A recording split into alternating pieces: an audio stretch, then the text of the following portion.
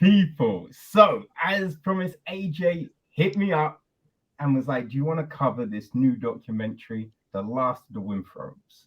So, I've taken a look at the film, and now I am pleased to be joined by Vivian Winthrop and Adam K.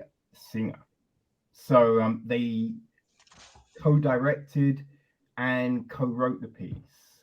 So, yeah, guys, thank you so much for stopping by and yeah, getting into this with me.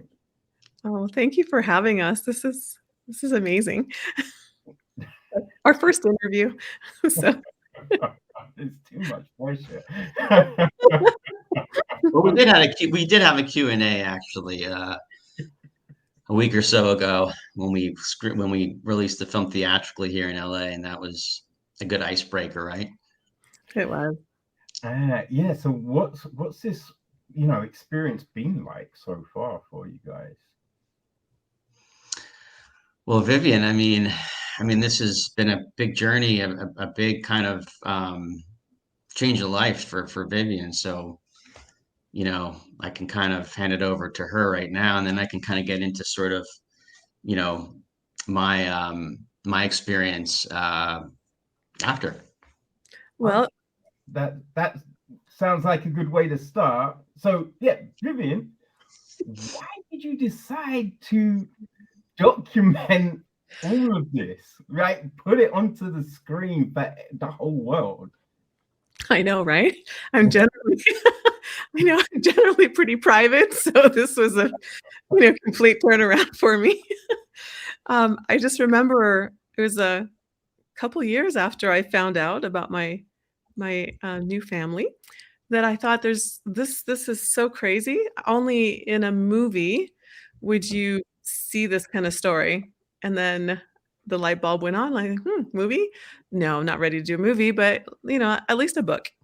And so I have in my new family, there's my third cousin. His name is Laurent, and he was sort of the tie between what I understood. So my dad was a Shakespearean actor, so I understood that, but I didn't understand my new family as the origin. It's completely new and different. So I texted him a lot, and poor guy must have thought this girl's crazy. And so finally, when I decided, well, I should probably, write this down while it's fresh, and I want to make a book. And he's like, well, I know just the perfect person, my cousin Adam. Um, so that's where it all started. And so I said, okay. So I called Adam, and he's like, wow, what a great story. You should make a documentary. I'm like, what? There's that's a big leap. And then so I'll let Adam take over from here. Yeah. So yeah, when I got Vivian got in touch, and we were introduced. She had it was a very emotional um, introduction, because there was just a lot that she wanted to talk about.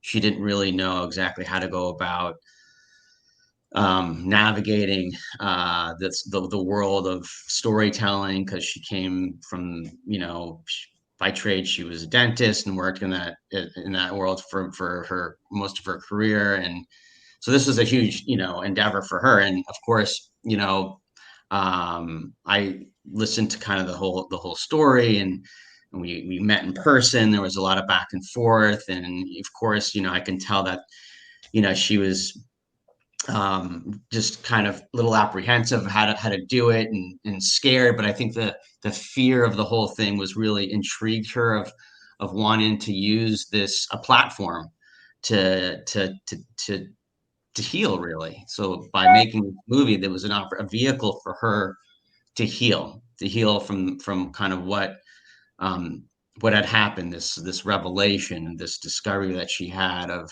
this new family. And so I understood exactly what she really wanted to do. And of course, the next steps was really to make a documentary. But there was like 3 months where she was going to work with me and develop it a little bit and kind of feel it out, and then kind of go from there. But of course, I was kind of, encouraging her to really take a leap of faith and jump in and do it, because, you know, she was going through it. It was real time. She had obviously a very kind of loving relationship with her mother, but also a relationship that, you know, was needed some work. And I figured, well, the best, you know, way to do this, and to, you know, if you're open to it, was to kind of start telling the story now and just jump into it, because it was all happening. It was right there. But she had told me what was really interesting, when we were first starting out. She was like, you know, I'm a huge fan of Tony Robbins, and he's like really important with my self-development, and kind of really helped me kind of overcome a lot of things. And, you know, I really would want you to come and join me in this, one of the seminars he was having in Los Angeles. There was a huge conference at the LA Convention Center with 15,000 people. And I was always interested in checking out Tony Robbins to begin with. So I was open to it, and I was just like, sure, let's do it, you know. And she said, well, there was one thing that I really want to do.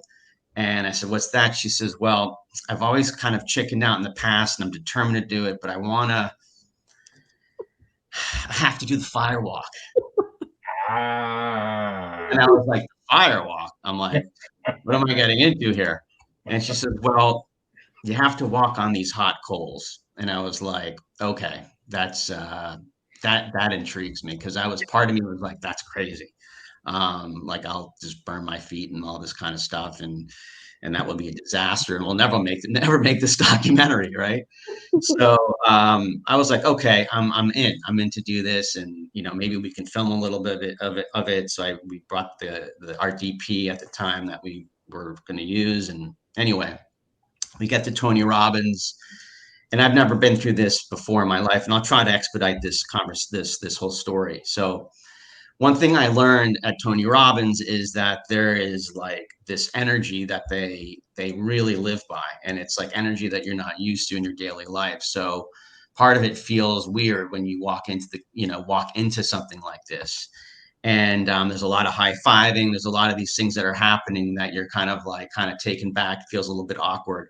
And so, you know, people are very rah, rah, rah. And once you get into the convention center, into this whole big scene, there's this like high energy music playing, like clubhouse type of music, where you're like, whoa, this is intense, you know, and the music's very loud. So when Tony gets on, you know, people are pretty like pumped up and ready to go. And one thing I didn't know about Tony Robbins is he's a hypnotist. He's a certified hypnotist. I didn't know that. I didn't know that either. So when I started to kind of read up on what was going on and who Tony Robbins really was, you know, I was like, oh, this is all sort of interesting. And I still kind of was like, just kept in the back of my head that he was a hypnotist. So he gets into the convention center, everyone's like jacked up and ready just to, like, you know, take this energy in and change their life and all these kinds of things. But he does tell you at the beginning of this, when he gets going, that at the end of the day, at midnight, there's going to be a firewalk. And I was, you know, that really kind of gives you a little anxiety. And so I'm taking in the entire day, and I'm learning all the things that he's doing. There's a lot of repeat exercises that are happening, and you're following it and you're repeating it. And it's kind of like almost putting you in a bit of a trance. Little do you know that he's doing that. And your energy's starting to build up, and you're starting to fill your vessel. This is what I remember. And by the end of the night, you know, I'm like on the Tony Robbins bandwagon. I'm like, Tony Robbins, like, I mean, now I get what this guy is all about. This is crazy. Like, the energy was insane by the end of the day. But he teaches you, he gives you a mantra at the end of the day. And he says, you follow this mantra. When you go into the firewalk, nothing will happen to you, but you have to commit to it, and you have to say it when you go to the firewalk. Do these steps. And I was like, all right, do I trust this guy? Because, you know, I could get burned, and I don't want to get burned, and all this kind of stuff. And I thought, well, this is the big learning lesson here. There's like a big trust factor. So if I trust this guy and I do the mantra, um, he's guaranteeing me that I won't get burned. So I decide to trust him because, of course, I've got trust issues, and I've like, I can't, I don't trust anybody. So I finally realized I got to trust this guy. And Vivian, of course, was like, "We're gonna do it. We're gonna do it. We're gonna do it." And she's psyching herself up. I'm like, "We're gonna do this. We're gonna do this." And I was like, "We're doing this together. Like it's kind of we're in me and you. We're doing this." And I was like pumped up, and Vivian was like, "Oh my god, oh my god!" She was very like so excited, but very very scared. And she's like, "I can't believe we're doing this together." And she was excited. So we get there, it's midnight. I think everyone's tired, but there's so much energy going on. We couldn't film it up for obvious reasons. And everyone's kind of noodled together, and all these coals are laid out, and it's like complete fire. And I'm like, this is insane. I mean, it's like a barbecue that you have to walk over, okay? And Vivian's like, "You're going first." Yes. Right? Of course, I'm going to go first because, if anyone's going to go down, it's me, not her. So we get up there, and I'm like, I'm literally like brainwashed myself with the mantra because I know that if I do that, nothing's gonna, I'm unstoppable. Nothing's gonna happen to me. So I get up there, and I'm like, oh my god, I'm next. And Vivian's right behind me, and she's touching me, she's poking me, whatever. And I'm like, this is crazy. Like I was, I'm like, all right, I can do this. The mantra, we're going. Boom, I go, Vivian. She's like, do it. We're gonna do it. And boom, mantra, and I went for it. About maybe 10 yards, maybe less. And I get through it. He says, don't look down. Whenever do not look down. And I did the mantra, and I got through it. No burns. And I was celebrating. I was like, yes, I was high-fiving people. It was the most incredible experience of my life. But you don't realize, like, it's just mind over matter. You know what I mean? It's just like, it was like, I was like, that was easy. And then Vivian went, and Vivian, maybe you want to kind of share your story. Go ahead. You're doing great. Because I think it was one big giant blur, but I did it. She did it. I think you mentioned she might have like looked down for like a split second. She got maybe a little tiny little. I don't even think she Oh, my got big much, toe. much of a burn. But so we did it. We did it. And she says, "Oh my God!" We hugged each other, and it was very exciting. And I think at that point she realized she was going to jump in and take the leap of faith and do this documentary. And I think that was kind of like the launching pad to make this documentary, because emotionally, I think for Vivian, and she can kind of tell you for herself that it was going to be a very emotional experience for her. And I mean, doing a documentary, you're bearing her soul to the world, and that's a scary thing to do. And you have to, in order to make a successful documentary, you have to be vulnerable. And I thought Vivian was in the right place. It's just a matter of her trusting herself more than anyone that she could actually do this. And of course, trusting me and the crew.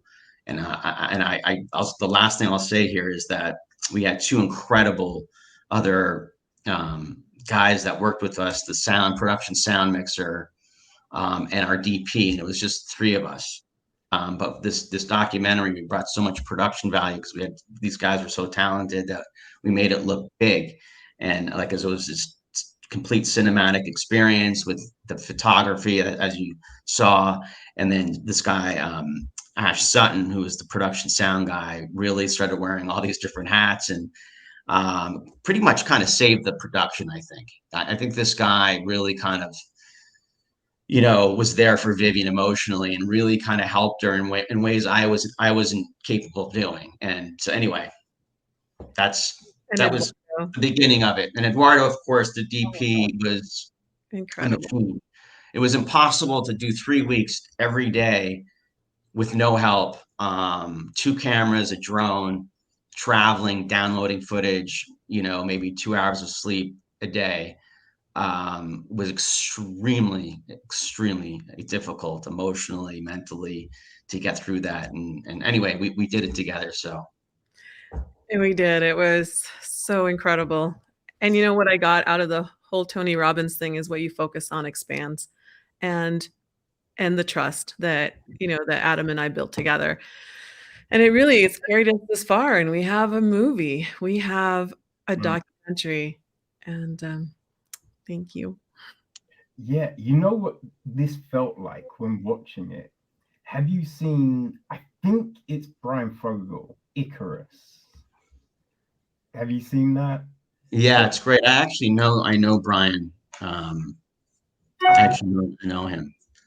Yeah. Yeah, because I remember when he was, because it was just meant to be a documentary about this cycling race and whether, he'll get this difference doing it on drugs to doing it the year before completely clean. And then in the midst of it all, the whole Russian national doping scandal broke just because of this documentary. And with your one, it was then suddenly you're looking at your family tree, and then all of a sudden, new family. And it felt like a similar kind of crazy experience and journey that you went on.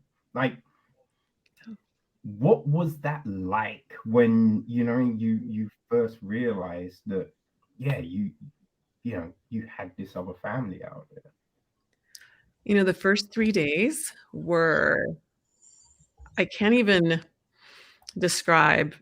I felt like I just woke up out of a cult, I guess. The cult of reality had changed. Everything I believed about myself is completely different. And I didn't know what to believe. I didn't know how to feel. And I missed my dad so much because he had already passed away. And, it felt like I'd lost him all over again. So for those 3 days, I just cried. And, I didn't know who to talk to. And so on day 3, I ended up like, well, I can't really talk to my mom because she's going through hell. My cousins, don't really, they sort of could understand, but it wasn't, it's hard to explain to somebody that what you once thought you were and your whole identity just takes a complete turnaround. So I ended up calling my new sister, Lillian. And I just said to her, I said, I was crying. And she's like, but honey, why are you crying? You have this whole new family. We love you. We've been searching for you. And it changed everything. Interesting. Right, because I think it was probably like a decade ago, right, that the whole ancestry kind of thing kind of just took off. And everyone's like looking into it. And it's like, Me23, I think, is one of the other big ones. And people looking into their family tree, right? Yeah. So it's just, you see a lot of people do this kind of stuff and then be like, oh, now I know that my relatives did this, and oh, that I understand why I do this thing. And you kind of, you think to yourself, really? Like, really? Like, surely you know who you are, right? So it's interesting seeing someone kind of go through this thing and just being able to see all the different stages, right? That acceptance, that fear, that unknowing, stepping into this new kind of existence. Like, was it,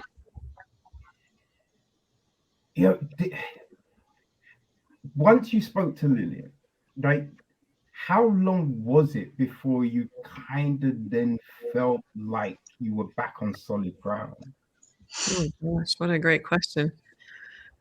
There are days now where I'm still working through some of the feelings, but I have a family now that loves and supports me.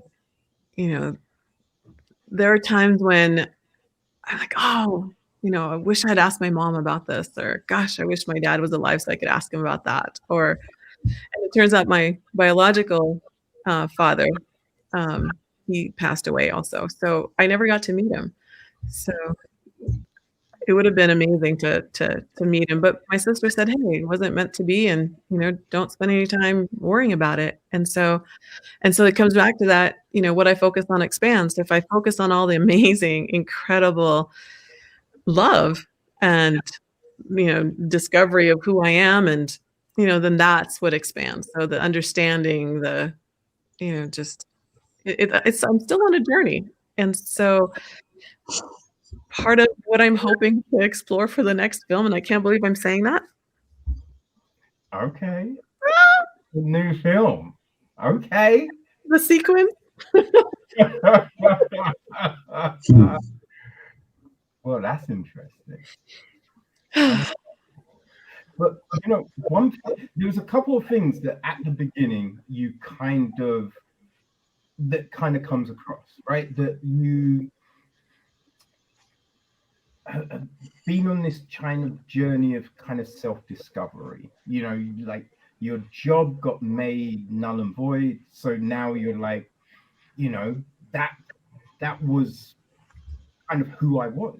The job title, the doing this thing every day, and I think a lot of people got kind of affected by that during lockdown, right? Not going into work and not, maybe losing their job. So there was that. But then also it really felt like, this love for your father, right? That this connection with your father, right? So when all of this was going on, because Sorry, I don't know how to fix this. My blood is beeping. Don't worry about it. It's all good. But because like you've had this so much love for your father, right? So when you found out that maybe he's not your biological father, why was that maybe shaken slightly? I was shaken a lot. I say that in the movie, but it's every decision I ever made was as my dad's daughter, as the historical legacy that he brought. And so I didn't know to be anybody else. And so it was, my foundation was really shaken. I didn't understand so much. So it took a while to be able to wrap my head around this whole concept and to see what's true or not. But the more I delved in, the better I was able to say, well, who am I? And to kind of, so the cool thing now, it's been several years now. So the cool thing is that I'm like, oh, well, I like this. So this is me, and I'm choosing me now.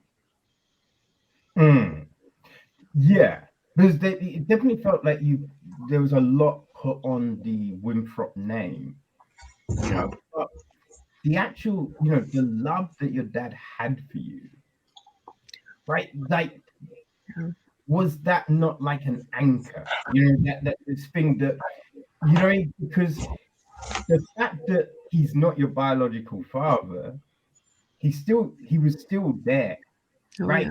Still there doing these things, showing you all of this love, and listening to those recordings was crazy. That was just, just these messages and the warmth that you felt from those messages. So like with everything that's going on, just like, I can definitely understand the ground like moving underneath you and just thinking, where's my foundation? But was that not an anchor for you, that there was that love? There was definitely that love for you, Yeah. And maybe like every kid, took it for granted. And I just wish I had told him like how much I appreciate him. And one time, a long time ago, I'll always remember this. He was sitting in his bedroom, and he started kind of failing physically, and I said, "Dad, I love you. I love you." And he's like, "Well, you better." And I didn't understand that. I'm like, well, of course I love you, but I didn't understand what that really meant. Like, all the time and effort he put into me. And if I wish I would have known, he'd always tell me, well, tell the truth, so important. So I guess I figure, well, might as well just blurt out my whole life now. So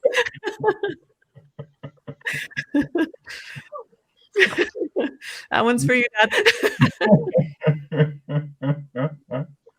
And the other thing that seemed really just interesting was the fact that your mum knew you were doing this ancestry thing. So, like, it just seems like surely she must have thought that this may have come up. Oh, she fought it too, and I didn't understand at the time. You know, I did the ancestry, you know, several years before and had left it open. And like I said, normally I'm pretty private, so I don't usually leave these type of things open. And you know, over the years, nothing came of it. And I then I started asking mom for, well, you know, give me your DNA. Come on, let's link it up and see, you know, what we have, and let's find out about, you know, all this family. And so she wouldn't do it for a year. So now I understand why. Hmm. Finally, she acquiesced. My poor mommy. Oh, And you know, because we get to see, like, you know, you asking those questions, and I guess that's your voice we're hearing, Adam. You know what I mean? Like, but you know, there's so many moments where she's just like, no, not talking, like, cut. You know, like, what was that like? You know, because you're doing this thing, this story, like you know where it's going, but then you know she's this pivotal part, but you know there's this hesitance kind of answer questions and, like, you know, let this information out. Like, what did you think may happen with this whole project?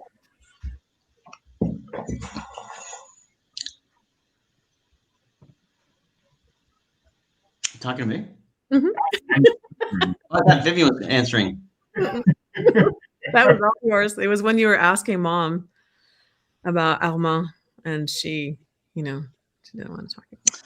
Yeah, so you know, just to give you a little context on that that part of the film, that interview, actually, I said to Vivian, you know, it's first of all, it's really difficult to direct a film. I was working with, you know, Vivian and I were directing together, but to direct your own story, I mean, that's really challenging. And then, of course, to interview your own mother.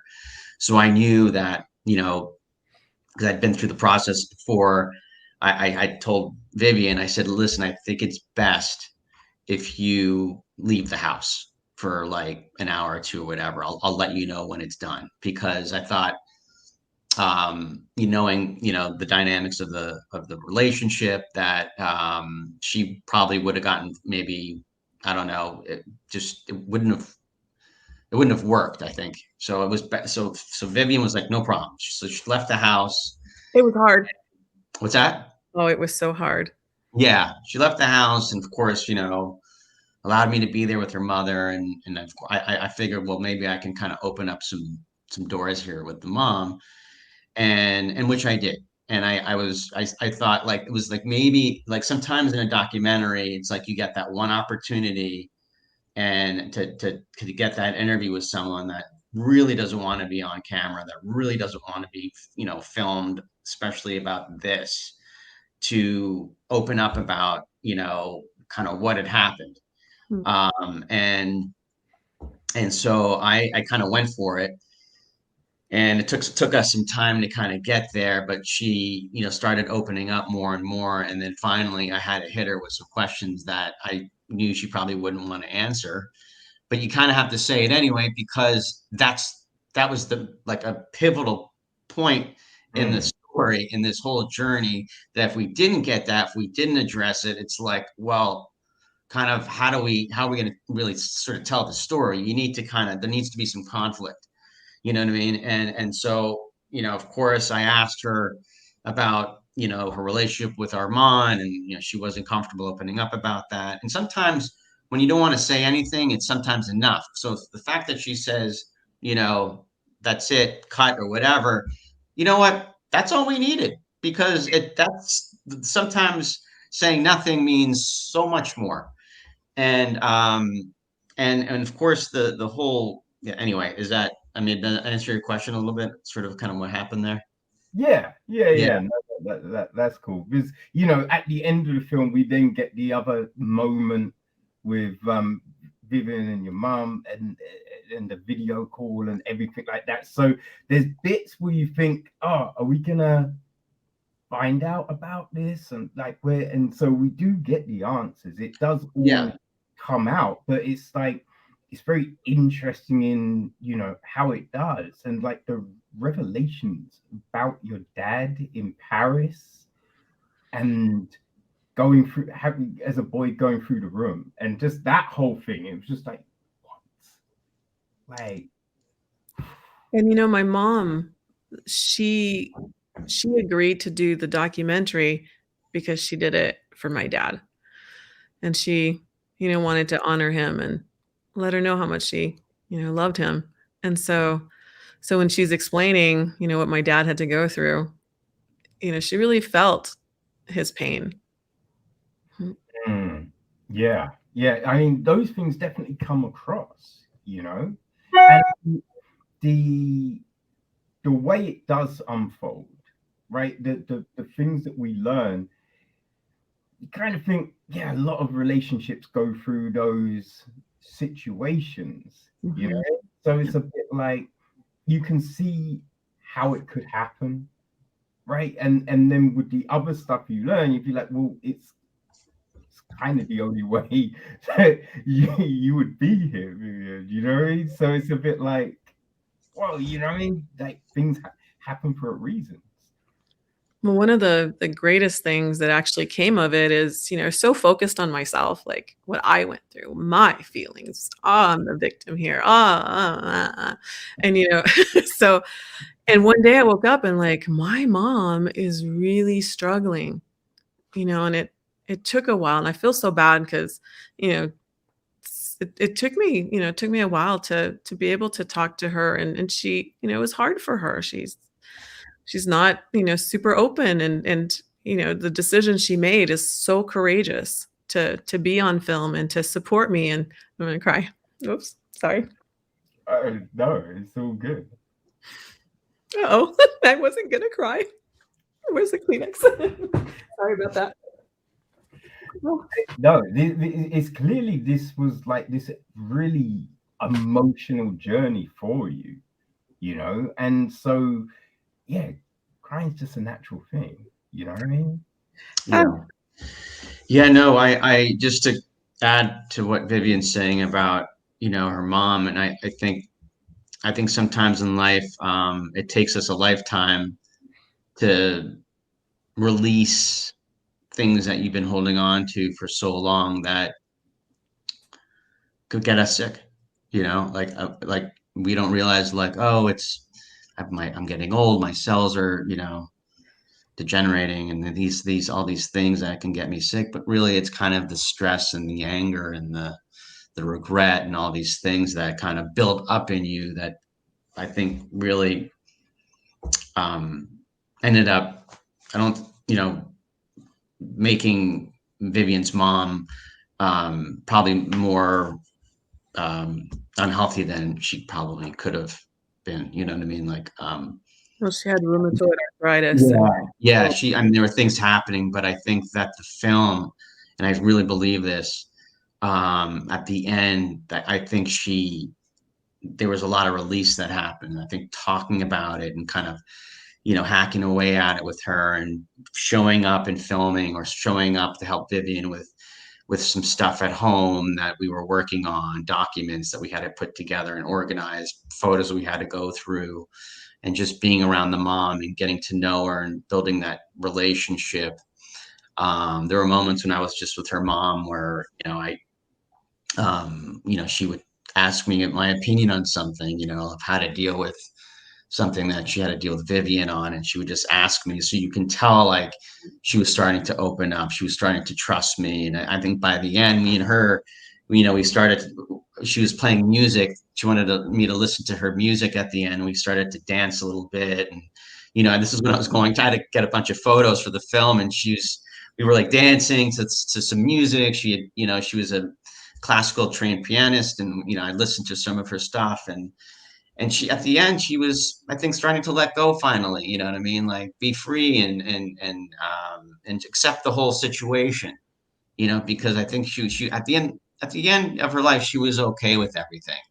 She was Mm. okay that Vivian had another family that she was going to go and be with, because there was a lot of guilt there for Vivian. It's just like, imagine being in a situation where, that Vivian was in, where she had another family, but she didn't want to leave her mom behind because, you know, she thought maybe she'd forget about her, or, maybe it just would kind of disrupt the whole chemistry of their relationship. And so there was just a lot of kind of emotionally juggling everything, the two families. But one thing that I learned though about the mom is that she embraced it all at the end, and that was great to see. Mm. Yeah, yeah. I think there's this weight that we can carry at times. Yeah. And it's not until you start having certain conversations and just really opening up that you kind of see yourself all that.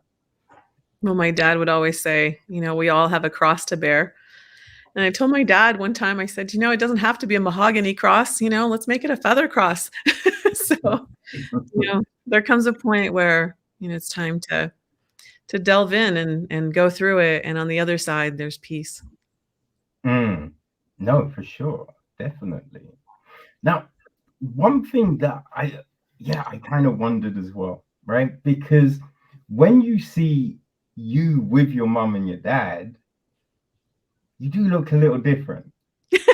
And I never thought it looked different. It's curious that you never, well, not that you never really asked the question, but no one said anything, right? Because, where I grew up, right, back in the 80s, there was no black people in the area. You know what I'm saying? So it's like you go to school and it's just all white people. I've got a couple of Indian people, a Chinese person, Korean, a couple of black people. That was it. And so people would always, you get questions like, oh, don't you wish you were white? And, then the racist stuff, and just like people always saying things. So it's interesting that, you grew up in a situation like no one posed anything to you, like, oh, you look different to your mom and dad, or anything like that. It's kind of, it's curious. Well, I'm sorry. there was times when I would ask her, how come I'm so short? Because they were tall. And so, it's just, there were some shorter people in the family. I'm like, okay. And then, I did ask her, gosh, I'm gonna have to think about that. And I know I asked her a couple other questions, and she's like, oh yeah, I asked her, because, I did have a, darker complexion, and I thought, well, maybe there's like, so she said there's somebody who was Native American, well, actually it was Canadian, so a Native Canadian, was in the family many generations ago. And that's where we got the olive skin or the olive complexion. But they're like, okay, I bought it, hook, line, and sinker. I totally did. So.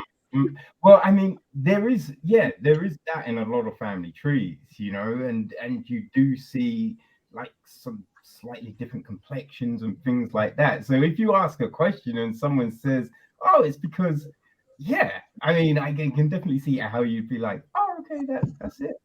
Cool. Well, my dad, he would sing Old Man River, and it was his song. He felt every word of it. And so, I sort of grew up with this, I don't know, I think he really helped to expose me to different cultures and the pain of existence. And, my dad felt a lot. And so, I think one of the things that maybe have made me more colorblind, I don't know, but was that everybody goes through stuff. And it was, I don't know, it's part of his legacy to me. Mm. Yeah. Yeah. Like I said, those recordings were just crazy. Like it kind of remember. I think it's like Alfred Hitchcock. When you hear like those recordings, like, oh, hello everybody, today we're gonna, and it's just like that refined, you know what I mean? Like when you think of what a proper like gentleman is, like Mhm. it's that kind of voice that you have in your head. You know what I mean? It was just Yes, it's true. really interesting. Yeah. Yeah, and what an amazing kind of a baritone kind of voice. Like it was just perfect. Mm. Yeah. And you actually have those recordings, right? There's, I think that kind of thing is always fascinating because, yeah, like there's hardly any pictures, you know what I mean, of me growing up or just anything like that. But then you see there's like videos and there's pictures and there's, audio. And so it's always fascinating seeing, how different families document things. Mhm. Must feel really just great to have all of that stuff. Oh, thank goodness, because I tell you, he would love to be here. He would just love, he'd tell you stories. He would, oh my gosh. So he's here, he's here with me, and so is mom. And so it's good. It's gonna be okay. Mm, yeah. So like once started this whole process and all of these emotions started to come out, like what was the real kind of thought? Did you think like, why did I do this? Like, I mean, what have I done? Like, how am I going to get through to the other side? Like, what was that instantaneous kind of thought process? I think that Adam probably can answer that one better because he saw me go through so much of it. And just when I would be ready to give up, another person came. I swear this film's been like his divine inspiration. Just and so many times I wanted to give up. And so many times Adam found somebody who was just perfect, who came into my life and gave me, like, I have so many mentors and so many beautiful friends, and we got to this point, so there's faith and perseverance. Mm, Yeah. Yeah. I think at the end of the day, I think what's really important making a documentary is you build a team that is going to bring a lot of value to the project, and that's not just like with their vision, but just them as a person, and kind of I think what I've learned working in documentary film is the community is extremely supportive, and it's like people understand, like making a documentary is a heavy lift, not just like physically like a heavy lift, like an emotionally heavy lift. It's a labor of love, In some cases, you can make a lot of money. In some cases, you just don't. Most of the time, we're at least now we're entering this sort of golden age of documentary film, where everyone's in the documentary game. Everyone's looking for the next best story, mm, and so I think in this situation, luckily we were able to build a really good team of supportive filmmakers and editors and composers. I mean, we had just an incredible team that were very supportive of Vivian, very understood, could relate to her story, not just, just as someone that was coming in to do a job, but just someone that could understand her emotionally and kind of tap into this whole world somehow. We were all able to tap in somehow.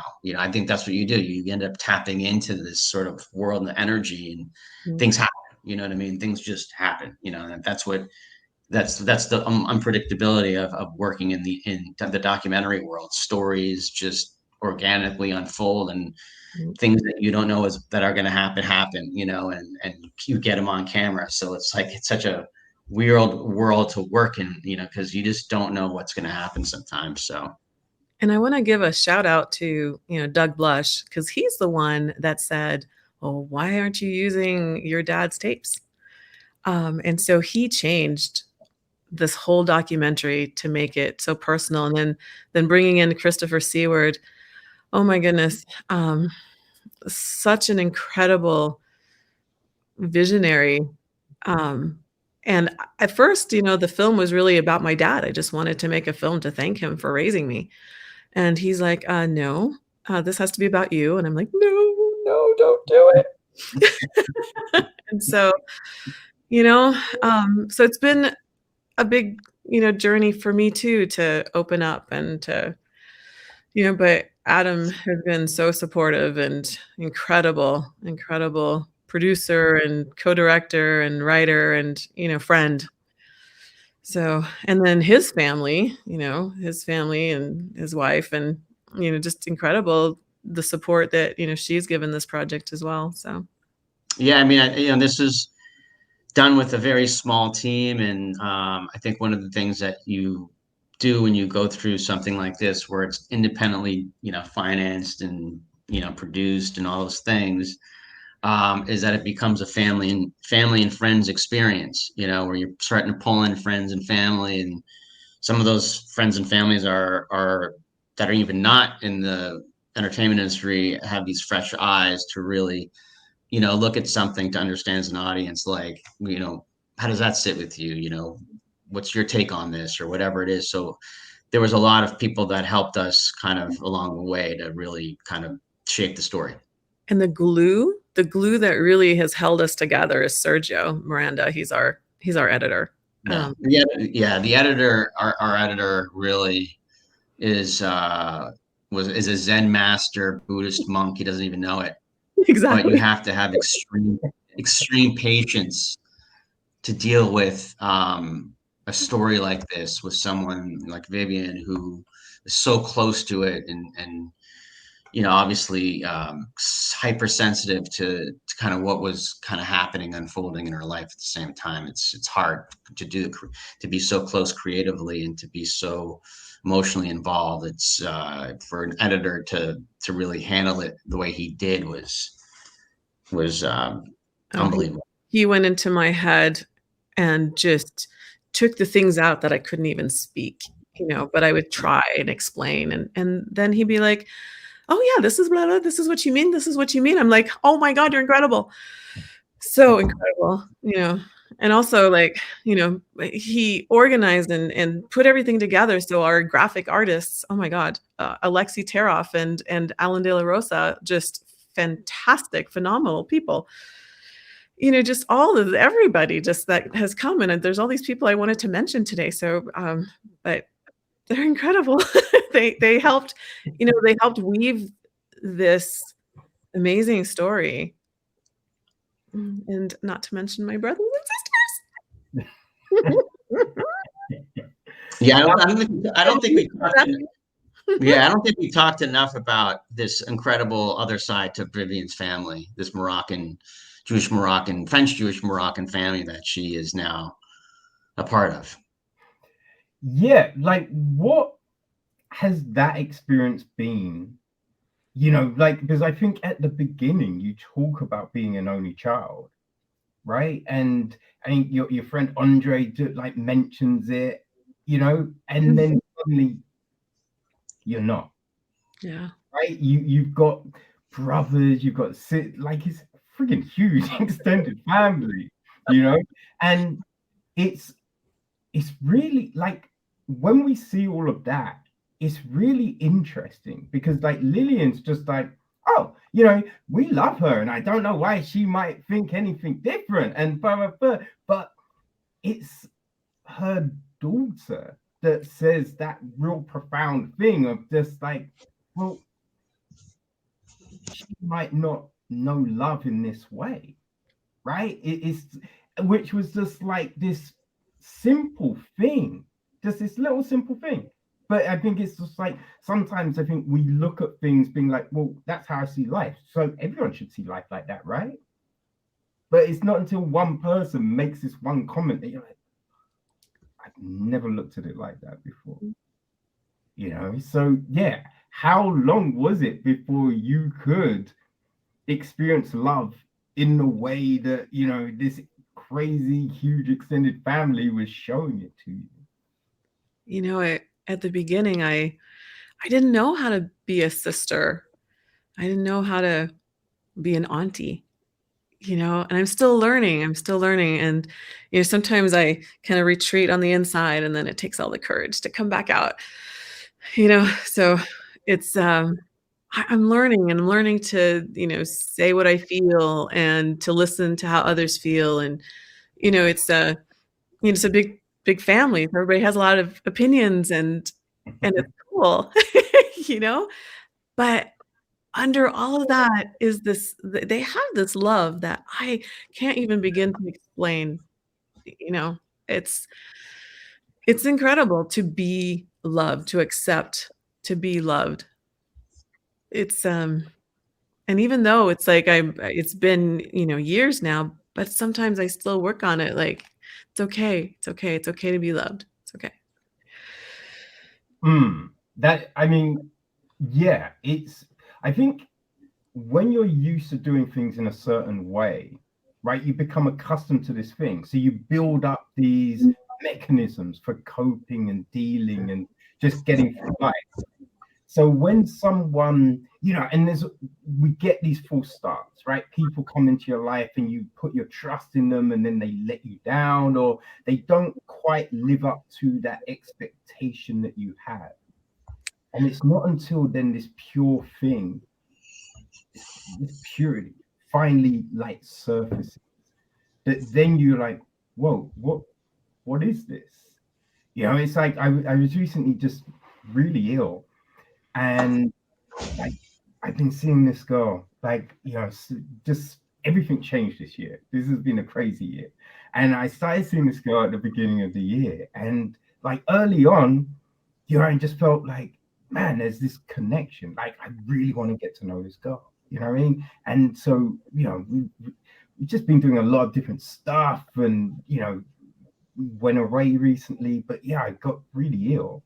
And then she was just like, I'm coming over. I'm taking care of you this week. And she came over, and I was just like, I don't understand. Like, what is happening here? You know what I mean? I just gave her a look. I was like, why are you here? Like, what are you doing? Like, why would you want to do this? And she's just like, you need to be taken care of. And I was just like, I just broke down, and I was just like, like, what's going on? So it's just like, yeah, just when someone shows you that thing, it's weird to be like, wait, what do I do now? Like, how do I process this? So I don't imagine, you know what I mean? Like, what you've been going through with all of this stuff.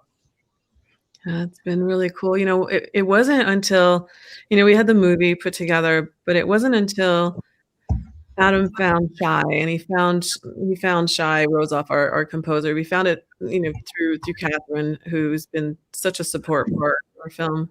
But it wasn't until, I come from a musical family. My mom's a pianist, and my dad with his voice, and he can sing, and and music. For a long time, I just walked around like I was closed. Just because sometimes family stuff keeps you closed. And when Shai's music, and he found this voice within me that I didn't even know had been closed. And so, hearing the music that he put together has, that was part of the healing process. He found a voice I didn't know I had because I had closed it off. And now, I would say, well, this and that, we want this, in this moment. And the stuff that came out of him is incredible. What an incredible composer. No, the score really works. And ending it with that poem. That was just, you know what I mean? That just seems like the perfect way to end. It seems like the perfect way. And it's just, just all these emotions that you have on this, watching you go on this journey, and then we end like that. It's just like, whew. Hearing those words, and I know my dad says them in French, but it's poem is about loving, and it's only in the French language really, and that the meanings are so deep and so profound. And to hear my dad say that, I feel so loved every time I listen to the film. Yeah, I definitely can imagine that. I mean, Adam, right? Because you are part of this big extended family, right? So what, like, Vivian growing up feeling she's an only child, but you being in this extended family, like, what was that like for you? Like, your experiences being part of a big family and then seeing someone who, feels like they're, on this island on their own kind of thing. Yeah, so yeah, Vivian's Moroccan side of the family. I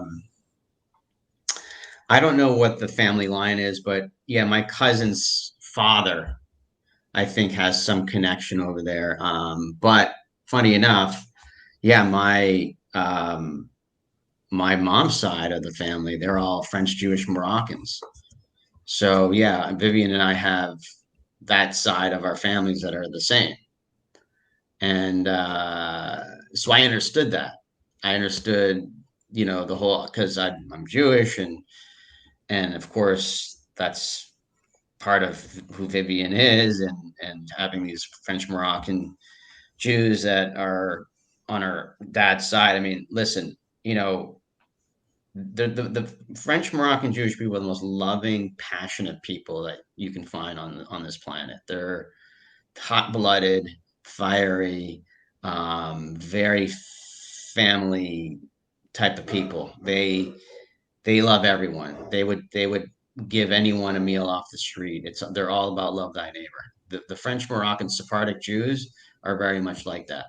And Vivian's so lucky to have that side to her family, because I know just from my own experience what my mother's side of the family are. They're the very, very passionate, good, warm, loving people. And I think Vivian just kind of, stepped into a pot of gold when that happened, knowing that these people are French Moroccan Jews. I mean, it's like, you don't want to piss them off because they'll cut your throat.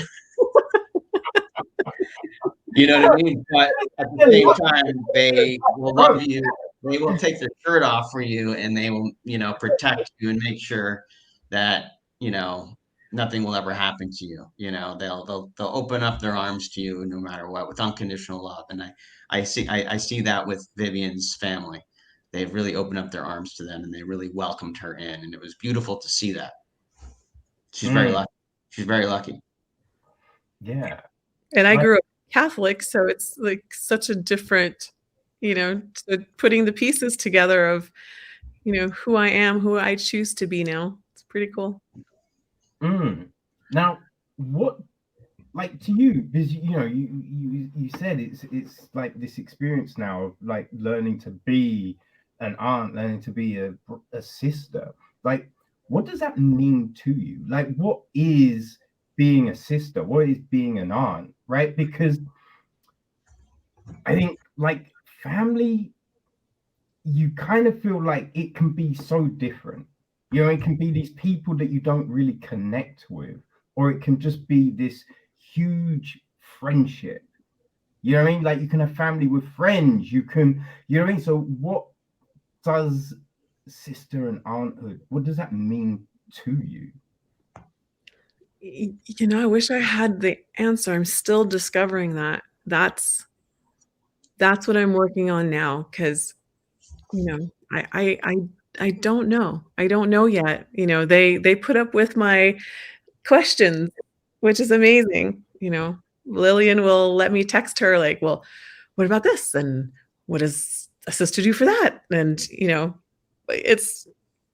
I'm in process with that,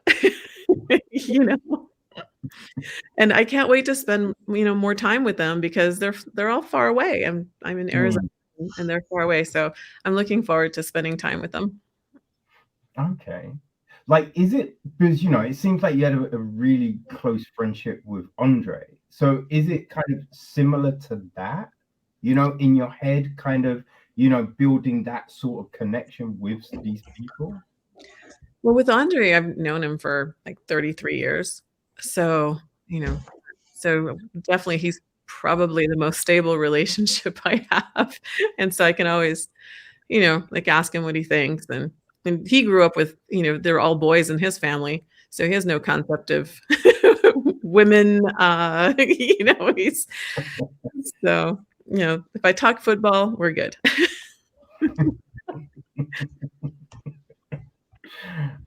So is this, this new journey of learning to, exist in a family, is this the kind of blueprint for part 2?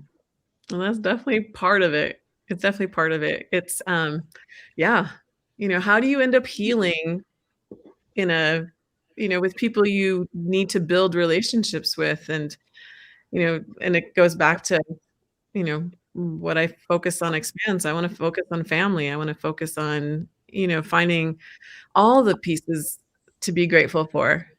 I want to find out, what does it mean to be, what is the whole history? Like, I mean, I knew nothing about Jewish history, Jewish anything. So I learned 2 words so far, and I've got to learn the language. And, so part of the future is figuring out what those roots are.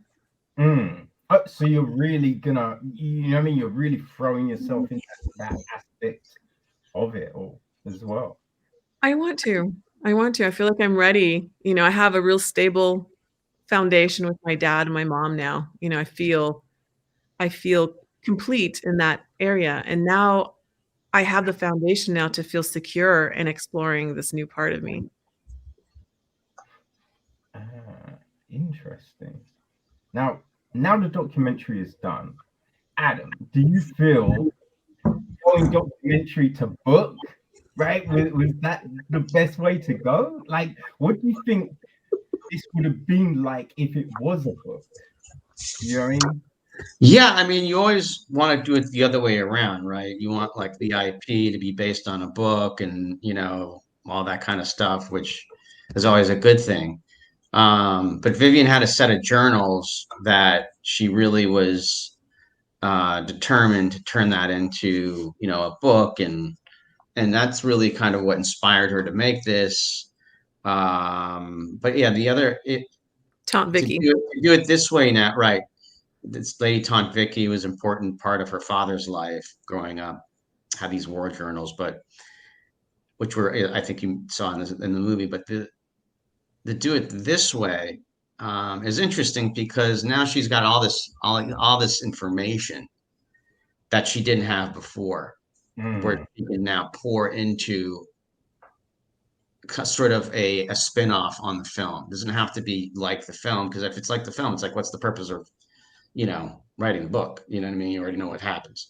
Yeah. She spins this off into a book that, with all the information she has now, that could be interesting because that could lead you to the sequel. You know what I mean? It could be written out of what everything she sort of knows with family and how she's feeling, what happens to someone that finds a family, how can they get sort of acclimate into this new family? What are the dynamics like? And where do you go from here?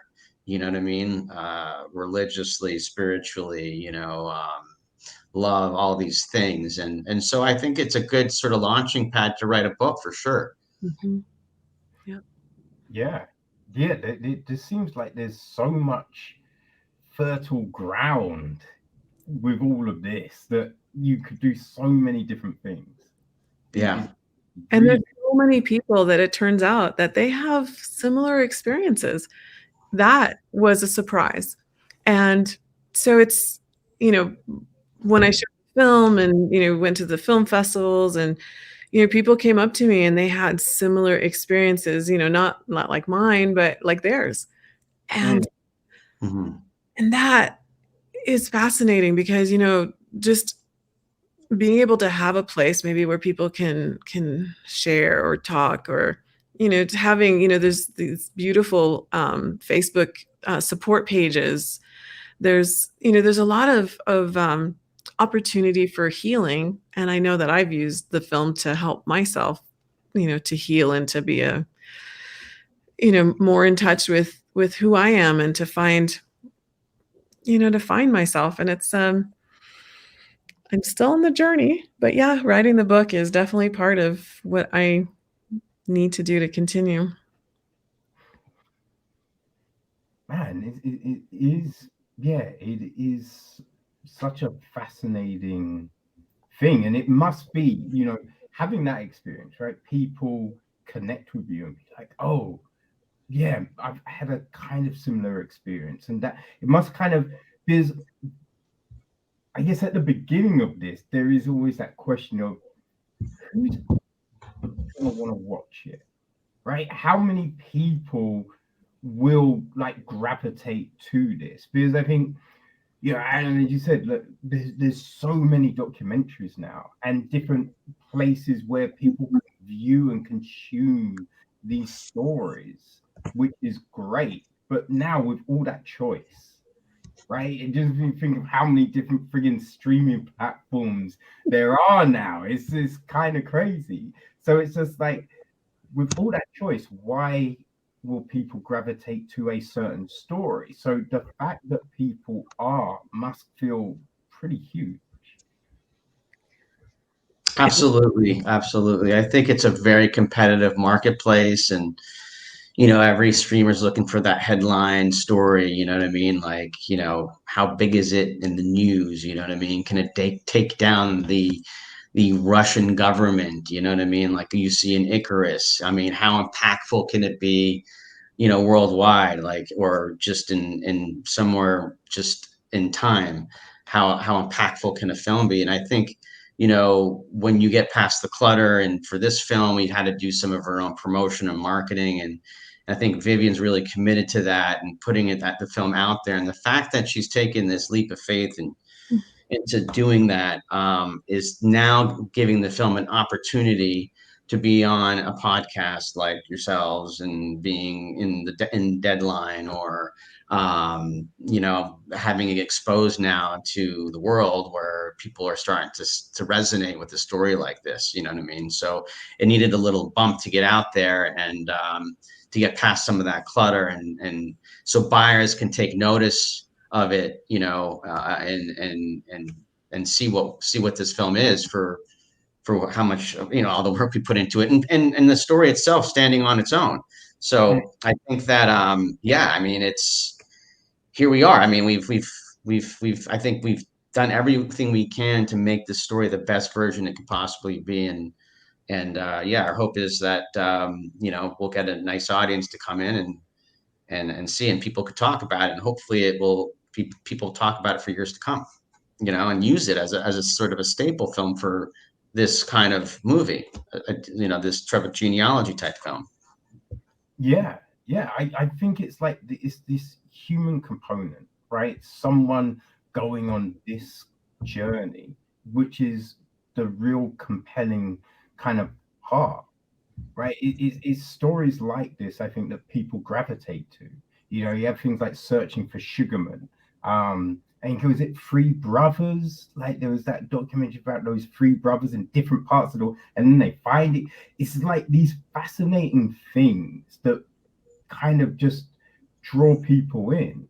And so this story, and then with all of these elements, like the audio recordings, and then just you coming to England, going to France, like just even the information about Pew, which I had no clue about. So you're learning all of this different stuff, as well as then just seeing you just experience all this other stuff. It's just, I think it's that which will draw people in, right? It's that's the thing that people gravitate to.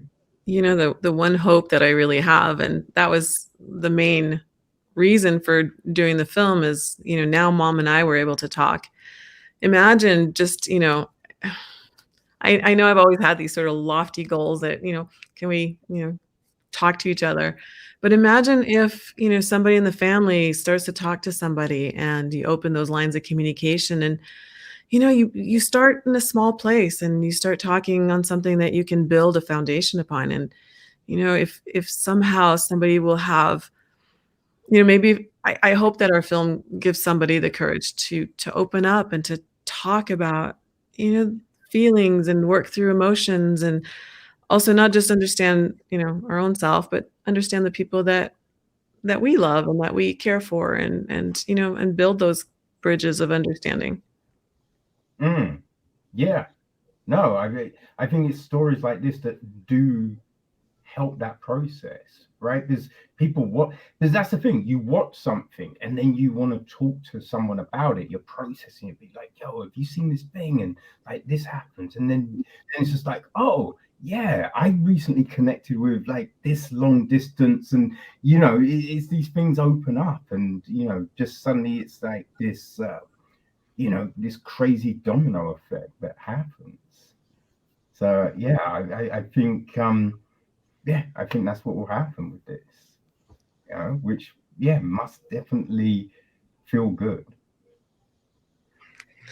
It's a blessing, like, it's really cool. Thank you for facilitating the ability to, talk together, and so nice to meet you. Now I want to know more about you. It's really not as interested as you. But no, it's fascinating. Yeah, just learning this stuff. Like, because I was adopted, so it's just like I'm like even from a young age before knowing, like I knew. You know what I mean? This is just like there's no way not knowing. You know what I mean? So it's just, but I always find it interesting, like different family dynamics and how people connect, because it's like growing up, like learning that you were discarded, right? And so it's just like trying to figure out what love is and what these connections are, and those false starts that you make along the way, and then you find it, right? But it's just like, okay, but then what do I do? How do I navigate this situation? It's always like, it's fascinating. So when you see something like your story and you going through that kind of process and that kind of thing, it's compelling, right? And you kind of look at yourself and the things that you go through and experience, and you be like, oh, right, yeah, maybe I should do that thing, or and I could incorporate that into what I do, and it's just things like that, right? My coach Karen from the film, so she's my real life coach. She often tells me, well, what meaning are you assigning to this? And I never realized that I actually had a choice on what meaning to assign to the difficulties I experienced. It's like, oh, well, maybe I can change the meaning. Maybe this is a blessing in disguise, or, this has helped me to grow, or, maybe I can use this to, contribute more. So yeah, it's been incredible for that. I would have never been able to say anything like this years ago. Yeah, it's funny how things happen at times that seem like it's the perfect time to be able to, do this thing, right? Because you think, oh, how is it? I wish I'd met you like 10 years ago, or if I wish I'd done this at this point. But it's just like, if you had done it at that moment, Right. would you have been ready? Would you have had all the tools? Would you have, been prepared for it at that time? And, I want to say, to Adam, because, when you find out that your whole story is different than the story you thought you had, trust issues, had to work through them. And, the fact that, Adam said, well, hey, your life is happening now. We need to film. Let's make a documentary. And I'm like, oh, okay. So I don't know, but part of that was, building that trust together, and it's incredible to build that kind of relationship of trust and faith. So thank you, Adam. Well, I think everyone is real pleased that you did, because this is just a fascinating story. It's a fascinating story, and I think a lot of people are going to be just moved, compelled, just going through all the emotions with you. You know what I mean? So like, it's a great job. You know what I mean? It was a joy to watch. So thank you for creating it, guys. Thank you. Thank you so much. Thank you so much for taking care of our story. Thank you. Hey, I'm just happy AJ hit me up about this. Like AJ, always, every time I know to answer that message, because I know she's gonna be bringing me something great, and she's just done it again. So you're in such great hands with AJ. Trust me. Yes, definitely. But how can people follow you? Keep track of everything that's going on. Like I think Adam. Yeah. So the film is going out into 60 territories worldwide, over 60 territories worldwide. That release is happening on November 11th. You can pre-order the film now by going to our website, www.thelastofthewinthrops.com. You can pre-order it on Vudu or iTunes. Or you can wait, but you have an opportunity to pre-order it now on Vudu or iTunes on our website, or just go direct. And then it'll be available on Amazon Prime. What are some other platforms? And it's going out on Amazon, Google Play, Microsoft Xbox, Hoopla, Vubiquity, Plex, and then there's also Tubi and Roku. And in demand. And Tubi, and I think Fandango now, and Fandango now. Oh, superb. So people, man, there's no excuse not to watch this. So definitely go follow it on all the social media. Go to the website, pre-order, do all of those things, because you will not be disappointed. And I think you got to, because it sounds like we're getting a book and a follow-up feature. So it's just like, you want to get on this train right now. Guys, thank you so much. Thank you. Thank you. Appreciate your time. Thanks for having us. Thank you so much. That's with this. Bye-bye. All right. See you later. Take care.